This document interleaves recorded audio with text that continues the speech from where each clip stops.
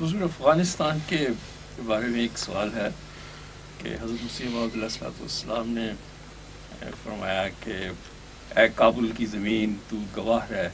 کہ تیرے پر سخت جرم کا ارتکاب کیا گیا، اے بدقسمت زمین تو خدا کی نظر سے گر گئی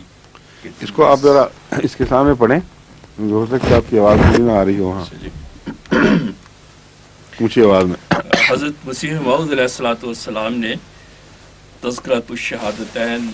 یہ صفحہ ریفرنس ہے، فرمایا اے کابل کی زمین تو گواہ رہ کہ تیرے پر سخت جرم کا ارتکاب کیا گیا، اے بدقسمت زمین تو خدا کی نظر سے گر گئی کہ تو اس ظلم عظیم کی جگہ ہے. اسی صفحہ پر حضرت مسیح موعود علیہ الصلوۃ والسلام نے یہ بھی فرمایا ہے لیکن اس خون میں بہت برکات ہیں کہ بعد میں ظاہر ہوں گے، اور کابل کی زمین دیکھ لے گی کہ یہ خون کیسے کیسے پھل لائے گا. تو سوال یہ ہے حضور کہ انذار کا پہلو تو جو اس میں ہے وہ تو انذار کا جو پہلو ہے وہ تو بڑی شان سے پورا ہوا ہے اور ہو رہا ہے، لیکن ہیبت سے پورا ہوا ہے. ہیبت سے جی. اور یہ جو برکات کی اس میں بشارت ہے، اس میں کیا افغانستان کا بھی حصہ ہے اور وہ کس جو جس کے متعلق خوشخبری ہے اس کا حصہ نہیں ہوگا تو کیا ہوگا پھر؟ حضرت صاحبزادہ عبداللطیف شہید جی خود افغان تھے جی اور افغان آزادی کا ایک ایسا سمبل تھے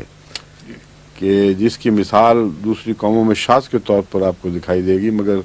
جو اندرونی شان ہے جو خدا نے گواہی دی وہ یہ ہے کہ ایسی مثال دنیاوی قوموں کی زندگی میں دکھائی نہیں دیتی. اور انہوں نے جس سربلندی سے قربانیاں دی ہیں اور آنکھوں میں آنکھیں ڈال کر شہادت کی طرف بڑھے ہیں خود کامل یقین کے ساتھ، اور جانتے تھے کیا کیا تکلیفیں دی جاتی ہیں ان لوگوں کو شہادت سے پہلے. تو وہ جو اخلاص کا ایک خاص مرتبہ ہے وہ اس نے ساری افغان قوم کو معزز بھی کیا ہے جہاں مخالفوں کو ذلیل کر دیا. تو اس کے دونوں پہلو کو پیش نظر رکھنا چاہیے. حضرت مسیح صلی اللہ علیہ وسلم کی پیشگوئی لازماً اللہ تعالیٰ کی طرف سے ایک خوشخبری کے طور پر ظاہر ہوئی ہے، ورنہ جس طرح حضرت مسیح صلی اللہ علیہ وسلم کو تکلیف تھی وہ یک طرفہ ذہن ہی چلنا چاہیے تھا ایک عام انسان کا جس کا تعلق اللہ تعالیٰ سے نہ ہو کہ اب ان کو خوب سزا ملے گی اور بڑا مزہ آئے گا اور مارے جائیں گے.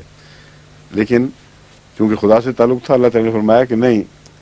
اس کو پیش نظر رکھو جس کو تکلیف دینے کے نتیجے میں قوم سزا پائے گی.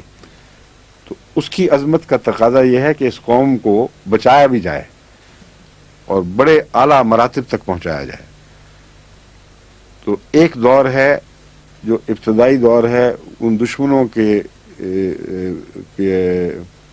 برسر اقتدار رہنے کا دور جن کی ذہنیت صداقت کی دشمن ہے اور انسان کی اس دل کی سختی خدا کی طرف منسوب کی جاتی ہے.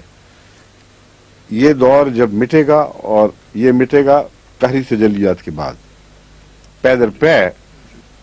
سزاؤں کے بعد پھر قوموں کی سرشت بدلا کرتی ہے، یوں ہی بدلا کرتی ہے. پھر جو دوسرا دور آنے والا ہے وہ کب آتا ہے اللہ بہتر جانتا ہے، مگر اس کے آثار ظاہر ہو چکے ہیں. وہ میرے نزدیک دائمی دور ہوگا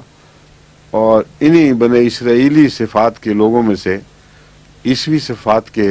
مردوں کو زندہ کرنے والے پیدا ہوں گے، اور اس سب کا ثواب حضرت صاحبزادہ شہید کو ہوگا. اس کے آثار میں نے دیکھے ہیں باہر کی دنیا میں. جب بھی میں جاتا ہوں امریکہ، کینیڈا وغیرہ بھی اور یہاں بھی، وہاں افغان ملتے ہیں اور ان کے اندر نمایاں تبدیلی ہے سوچ میں. کہتے ہیں ہم اپنی قوم کے کردار سے ذلیل اور رسوا ہو گئے ہیں اور ہم شرمندہ ہیں، اور یہ جو متصب خون کا پیاسہ مولوی ہے یہ نہ اسلام کی نمائندگی کرتا ہے نہ ہمارے ملک کی کرتا ہے بلکہ ہمارے اوپر مسلط ہے. تو ان کی نئی نسلوں میں تو بہت نمایاں اس کے خلاف نفرت کے آثار ظاہر ہوئے ہیں. جیسے خمینیزم کے خلاف بھی ایک دور میں بہت زیادہ ایرانیوں میں، یہ باہر کے بسنے والے ایرانیوں میں یہ بات پائی جاتی تھی، لیکن وہ رفتہ رفتہ پھر مٹ کے اب کچھ کم ہو گئی ہے، کیونکہ اس کا تعلق اس مذہبی وہ ظلم سے نہیں ہے جو ایک خدا کے برگزیدہ کے مقابل پر اٹھ کر کیا جاتا ہے، لیکن یہ جو فینومینان ہے یہ اس طرح دبنے والا نہیں ہے، یہ اس خوشائن مستقبل کی صبح کا آغاز ہے جس کا ذکر حضرت مسیح علیہ السلام نے اس پیشگوئی میں فرمایا ہے۔ فرمائیے، امام صاحب کی بھائی نہیں آئی، آپ کی آنی ہے کہ نہیں؟